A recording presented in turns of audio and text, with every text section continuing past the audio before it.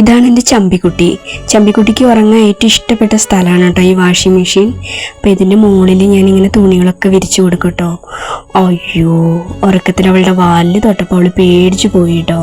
സത്യം പറഞ്ഞാൽ ഞാനല്ലാതെ അവളുടെ വാല് വേറൊരാളെ തൊടാൻ അവൾ സമ്മതിക്കില്ല കേട്ടോ. അപ്പോൾ കുറേ പേര് എന്നോട് ചോദിക്കാറുണ്ട് കേട്ടോ, കമൻറ്റിൽ ചോദിക്കാറുണ്ട് ചമ്പിക്കുട്ടിയുടെ വാലെന്താ ഇങ്ങനെയെന്നൊക്കെ.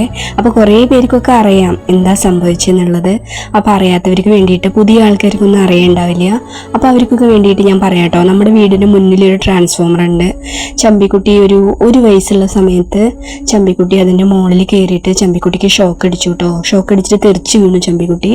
അങ്ങനെ തെറിച്ച് വീണ സമയത്ത് ചമ്പിക്കുട്ടിയുടെ പുറത്തുനിന്ന് വലിയൊരു ഫ്ലഷ് ഒരു പീസ് തന്നെ അടർന്നു പോയി.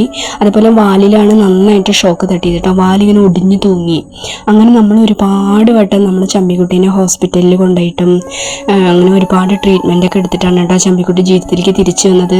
സത്യം പറഞ്ഞു കഴിഞ്ഞാൽ ചമ്പിക്കുട്ടി അപ്പോഴൊക്കെ തിരിച്ചു വരുമോ എന്ന് സംശയമായിരുന്നു കേട്ടോ. നമ്മളങ്ങനെ വിടാതെ ചമ്പിക്കുട്ടിയെ ഇങ്ങനെ സ്പ്രേ അടിച്ചിട്ടും അകത്തേക്ക് മരുന്ന് കൊടുത്തിട്ടും നമ്മളങ്ങനെ ഇങ്ങനെ ഉണ്ടായിരുന്നു ചമ്പിക്കുട്ടി തന്നെ കേട്ടോ. കണ്ടോ ചമ്പിക്കുട്ടിയുടെ വാലുണ്ട്, എന്തൊരു നീളമാണ്, എന്തൊരു സുന്ദരി കുട്ടിയാണ്. പുറത്ത് മുറിവാണ് കേട്ടോ. എനിക്ക് സത്യം പറഞ്ഞാൽ ഈ ഫോട്ടോ കാണാനേ പറ്റില്ല കേട്ടോ.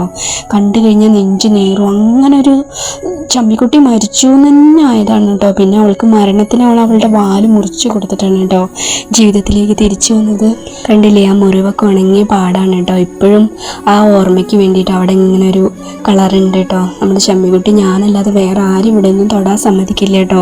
അപ്പം നമ്മുടെ പീക്കിരിക്കുട്ടിനെ എങ്ങാനും ട്രാൻസ്ഫോമറിൻ്റെ ഭാഗത്തേക്ക് പോകണമെന്ന് കണ്ടു കഴിഞ്ഞാൽ ചമ്പിക്കുട്ടി ഇവിടെ നിന്നിട്ട് ഓരോ ശബ്ദം ഉണ്ടാക്കും കേട്ടോ. അപ്പോൾ പീക്കിരിക്കുട്ടൻ പേടിച്ചിട്ട് തിരിച്ചോടി വരും. അതേപോലെ തന്നെ അന്ന് ഷോക്ക് അടിച്ചതിന് ശേഷം ചമ്പിക്കുട്ടി ആ ട്രാൻസ്ഫോമറിൻ്റെ അടുത്തേക്ക് പോയിട്ടേ ഇല്ല കേട്ടോ. ഇപ്പോഴും ചമ്പിക്കുട്ടി കാണുന്നവരൊക്കെ ചോദിക്കും ഈ പൂച്ചയുടെ വാലെവിടെ പോയിന്ന്. സത്യം പറഞ്ഞു കഴിഞ്ഞാൽ എൻ്റെ ചങ്കിടറാതേക്ക് ചമ്പിക്കുട്ടിയുടെ കഥ പറയാനേ പറ്റില്ല കേട്ടോ.